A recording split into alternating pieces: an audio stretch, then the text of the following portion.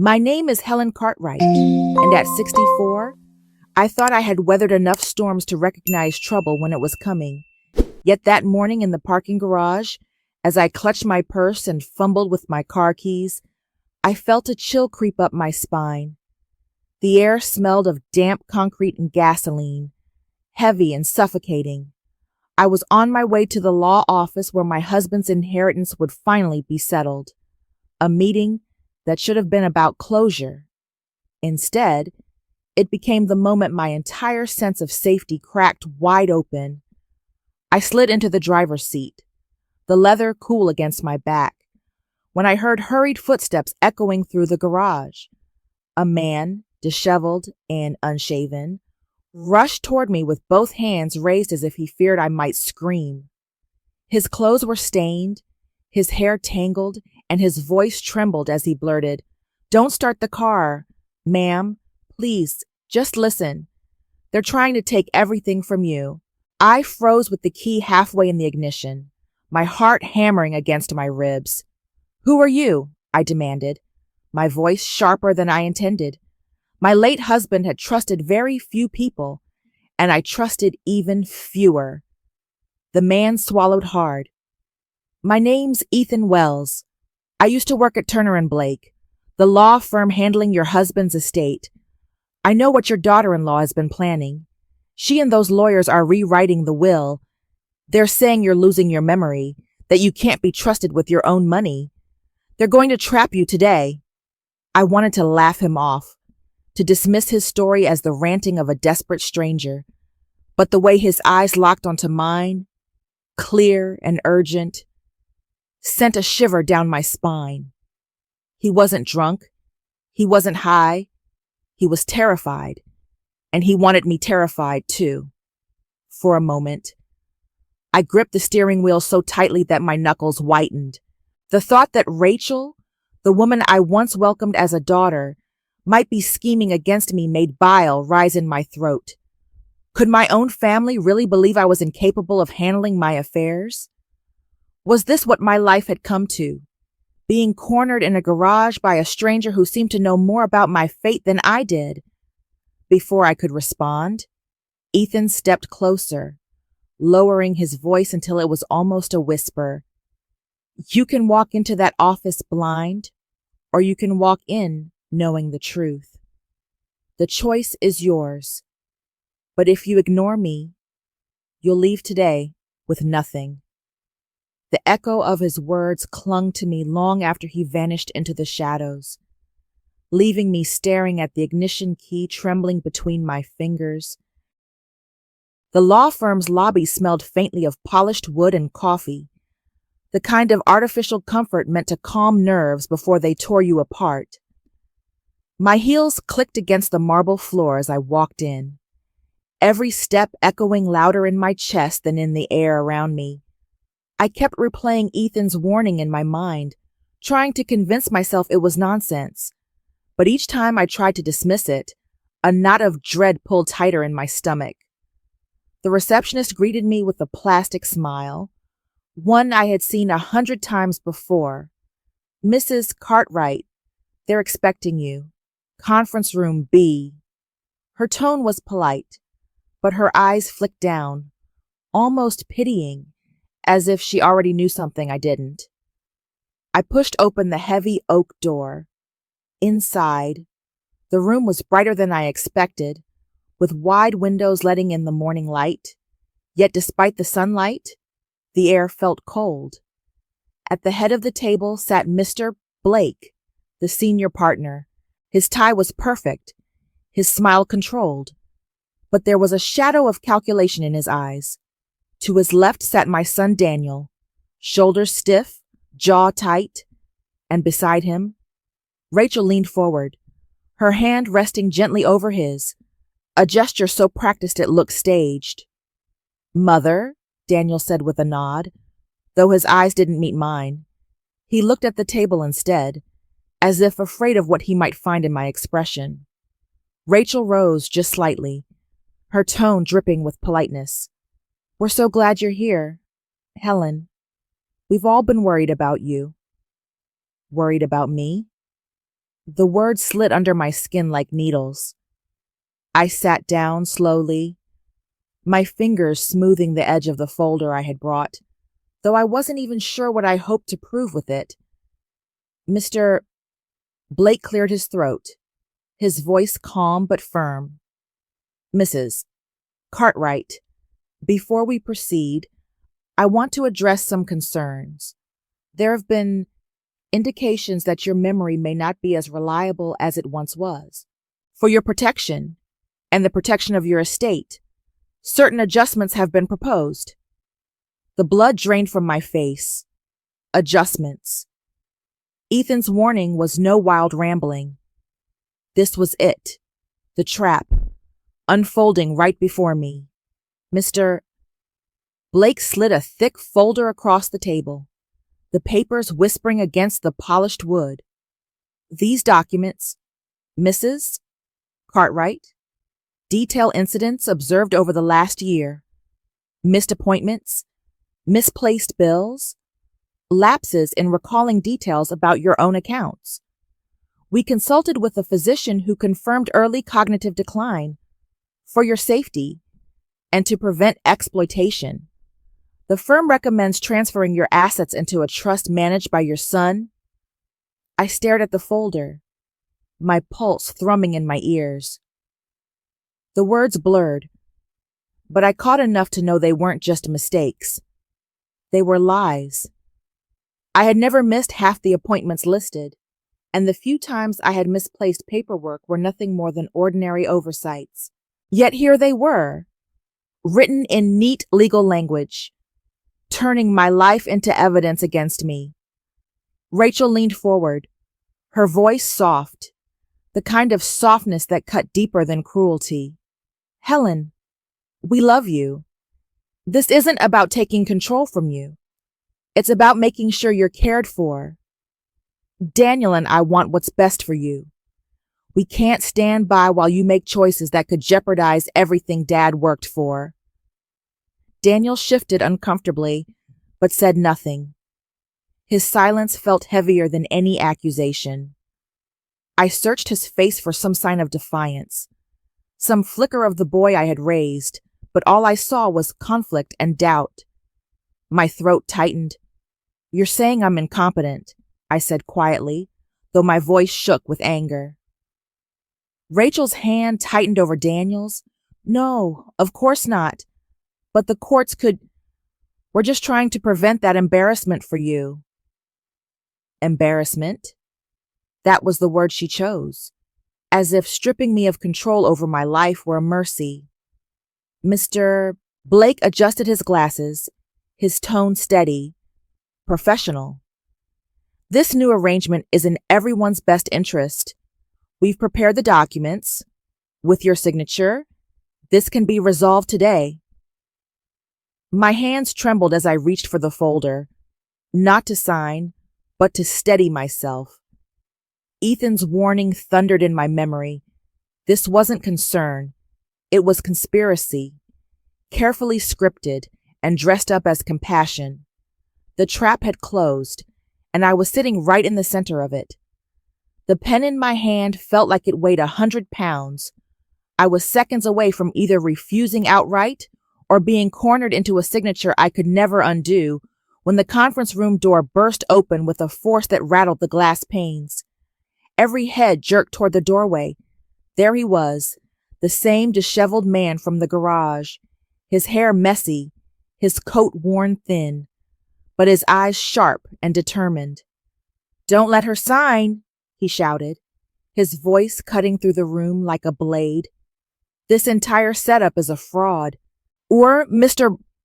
Blake surged to his feet, his face paling beneath his practiced composure. "Security!" But Ethan raised a hand, not in threat, but in defiance. "I used to work for this firm. I know what's going on here. I have the original will, signed and notarized, and I have the actual medical report that proves Mrs. Cartwright is perfectly capable of managing her own estate." He slapped a worn folder onto the table, the sound echoing like a gavel. My heart lurched as I reached for it. Inside were documents I recognized, my husband's handwriting, the notarization stamp we had discussed years ago, and a physician's report clearing me of any cognitive decline. My chest tightened with relief, though suspicion coiled around it. Why did he have these? How had he even kept them? Rachel's face drained of color. "This is outrageous," she hissed, her composure cracking. "You can't just barge in here with papers you stole." Ethan snapped back, his voice steady. "Stole? I made copies before I was pushed out for asking too many questions. I knew one day you'd try this, and here we are." The silence that followed was suffocating. Daniel's eyes darted between me, Rachel, and the pile of papers, his lips parting, but no words coming. For the first time that morning, I felt the ground tilt back in my favor. I wasn't alone. Someone had placed a weapon of truth in my hands, and the people across from me knew it. The room, once a cage, now felt like a battlefield, and the war had only just begun. Mr. Blake's polished mask cracked the moment Ethan's folder hit the table. His lips tightened, his voice sharp and trembling. "This is inadmissible. Whatever he claims to have doesn't change the fact that this family came here today to protect Mrs. Cartwright's interests." Ethan leaned forward, his gaze unwavering. "Protect? You've been manufacturing a case to strip her of her rights. I saw the drafts of the forged medical letters. I saw the internal memos about how to pressure her into agreeing to the trust. You planned every step." I gripped the back of my chair, my pulse hammering. My stomach churned as I looked at Rachel. Her face was pale, her hands trembling, but her eyes still glittered with defiance. "Enough," she snapped. "Helen, don't let him confuse you. He's lying because he wants revenge on this firm. You know I've always cared for you. You know that." Her voice cracked, and for the first time, the edge of panic slipped through her polished performance. Ethan pulled another paper from his folder. Credit card bills, 2 mortgages, unpaid medical expenses, over $300,000 of debt. You weren't worried about Helen's well-being. You were desperate, and you thought draining her estate was the answer. The words landed like blows. Daniel turned toward Rachel, his face a portrait of disbelief. "Rachel, is this true?" Her breath came shallow. She opened her mouth, closed it, then finally whispered, "I did it for us. For the kids. For the future. We were drowning. You wouldn't listen." Silence filled the room, heavy and suffocating. The walls themselves seemed to lean closer, as though waiting for the final collapse. My throat tightened with rage and sorrow. I had once called her my daughter, trusted her with family dinners, secrets, even my husband's last days. Now she stood exposed as the architect of my humiliation. Mr. Blake reached for the documents, but Ethan's hand slapped down over them first. "Touch these, and I'll call the police myself."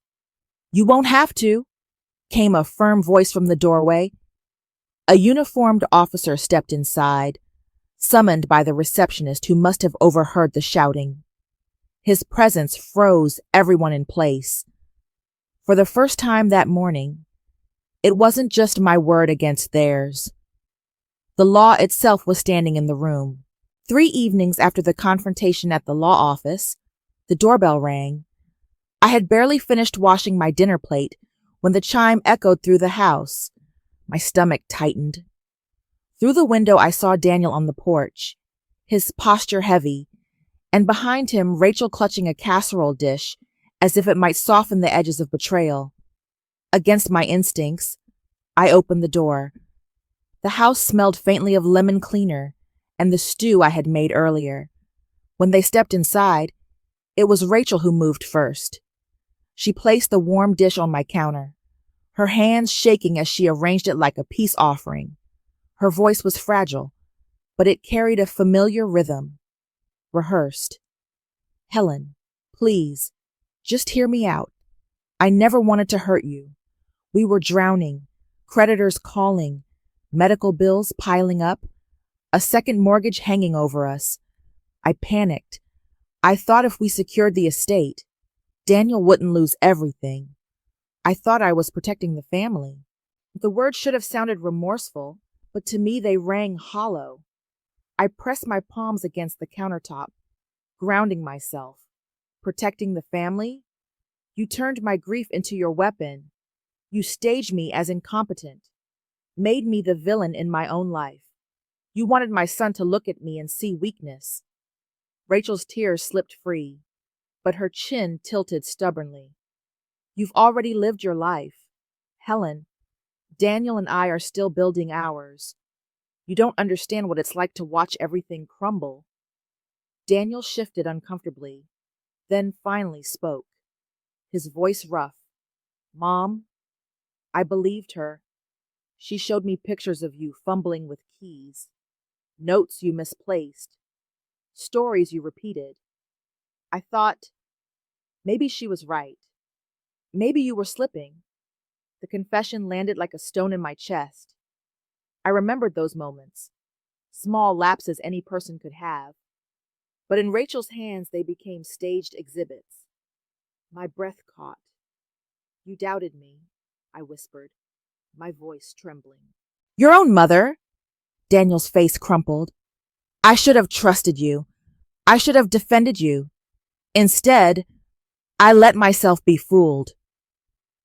The kitchen was silent, but for the tick of the wall clock, Rachel sat rigid, her eyes red, while Daniel stood torn between us, guilt bending his shoulders. For the first time, I saw them not as family, but as strangers. Strangers who had measured my worth in signatures and bank accounts instead of love. Something inside me hardened that night. The sorrow gave way to anger, sharp and controlled. My voice came low but steady, and the silence of the room seemed to amplify every word. You tried to erase me. You wanted me silenced, tucked away, while you rewrote my life for your gain. Rachel flinched, clutching her hands together. I was desperate, she said quickly. The calls, the overdue notices, they were crushing us. I thought if we just made it through, if we could breathe again, we'd fix everything later. I wasn't trying to erase you, Helen. I was trying to survive. Her words scraped raw against my patience. I straightened, heat rushing into my chest. You don't get to decide when my life stops mattering. You don't get to call me broken so you can feel whole. Whatever desperation you felt, it doesn't excuse what you did. Daniel stepped closer, his face drawn with shame. Mom, I failed you. I let her doubts become mine. I questioned you when I should have stood up for you. Every time she whispered that maybe you weren't remembering right, I believed her. If blame belongs anywhere, it belongs with me. I met his eyes, my throat tight. Do you know what it feels like for a mother to see her son believe she's losing her mind? To sit across from him at dinner and wonder if he's watching for signs of decay? His voice cracked. I do now, and I hate myself for it. But I won't stay silent anymore. I'll testify. I'll help with the investigation. Whatever it costs me, I'll tell the truth. Rachel's head snapped toward him, panic flooding her face. Daniel, don't. Think about the kids. Think about our family. But he shook his head, his voice stronger than I'd heard in years. You dragged me into this. You wanted me to doubt my mother, so I'd choose you. That ends now. The air thickened, the kitchen suddenly too small to contain us. For the first time since Robert's death, I felt steady, not consumed by anger, but anchored in control. I looked at them both. Rachel, the law will decide your punishment. Daniel, if you want any chance to rebuild trust with me, it starts tonight. No more excuses. No more silence. The words settled between us, final and irrevocable. A line had been drawn, and none of us could step back across it. 6 months later, I sat in the county courthouse, the air thick with polished oak and murmured voices. Sunlight slanted through high windows, casting golden bars across the floor. My hands rested on my lap, steady at last. I wasn't here for revenge. I was here for truth. The gavel struck, and Mr. Blake stood at the defense table, pale and rigid. The charges rolled off the judge's tongue. Fraud, conspiracy, forgery. His sentence, years in prison. The polished lawyer who once smiled with quiet arrogance now shuffled away in chains. I felt no triumph, only the quiet weight of justice restored. Rachel followed. She looked smaller than I remembered. Her tailored suit replaced with plain clothes. Her sentence, probation. Hundreds of hours of community service. Restitution of what she had taken. No prison. But her record was scarred forever. When the judge spoke of betrayal and abuse of trust, she winced as though the words themselves were punishment. Daniel testified as a cooperating witness. His voice shook, but he told the truth about the photos, the staged stories, his silence. He admitted his failure. And though the court spared him charges, the cost was carved into his face. Afterward, he told me he had filed for divorce. He stood lighter without Rachel beside him, but lonelier too. When the proceedings ended, I stepped outside. The sun felt warm on my skin, the sky impossibly wide. The courthouse doors closed behind me, sealing that chapter. I wasn't victorious, but I was free. That evening, I sat in my garden, a cup of tea warming my hands. Roses climbed the trellis, stubbornly blooming despite months of neglect. I thought of Ethan, now working at a small legal aid office I had connected him with, finally using his skills for something good. I thought of Daniel, calling more often, stumbling but trying, his guilt shaping him into someone new. The scars of betrayal remained, but scars are proof of survival. I whispered into the quiet. We made it. Robert. They tried to silence me, but I stood. They tried to erase me, but I fought. The night air was cool, fragrant with roses. For the first time in months, I breathed without the weight of fear pressing down. I was whole again, not because I had won, but because I had refused to surrender. Life after the courtroom moved quietly, almost tenderly, like the slow return of spring after a brutal winter. For weeks I carried the echoes of testimony and verdicts in my head, but over time, the noise faded. What remained was something steadier, a reminder that I had not only defended my estate, but reclaimed my voice. I began volunteering at a community center that offered workshops for older adults about financial safety. Standing in front of a room of gray-haired men and women, I told my story. I saw the way their eyes widened when I spoke of forged documents and whispered accusations of decline. I saw their shoulders stiffen when I described the loneliness of being doubted by your own child. And I saw them nod with quiet understanding, because many of them knew the fear of being underestimated, dismissed, or taken advantage of. Daniel came by often, sometimes with groceries, sometimes with nothing more than conversation. He carried his guilt heavily, but I let him show me his change through action, not apology. We sat in the garden Robert had loved, pruning roses side by side, finding small pieces of forgiveness in the dirt beneath our fingernails. Rachel faded from our lives, and though bitterness lingered, I refused to let it poison me. Some betrayals carve wounds too deep to fully heal, but they also carve lessons. I had learned mine. One evening, I stood by the window watching the sunset drape gold across the yard. My reflection looked older, but also sharper, more certain. I whispered to myself, they tried to silence me, but I refused. They tried to erase me, but I endured. It wasn't triumph I felt, it was peace. Peace in knowing that age had not made me invisible, that my worth was not defined by anyone's fear or desperation. The lesson was simple but unshakable. You are never too old to stand up, never too fragile to demand justice, never too forgotten to fight for yourself. And when you do, you might just discover strength you didn't know you still had. Thank you for watching. If you enjoy these family drama and revenge stories, please subscribe and join me for more every day.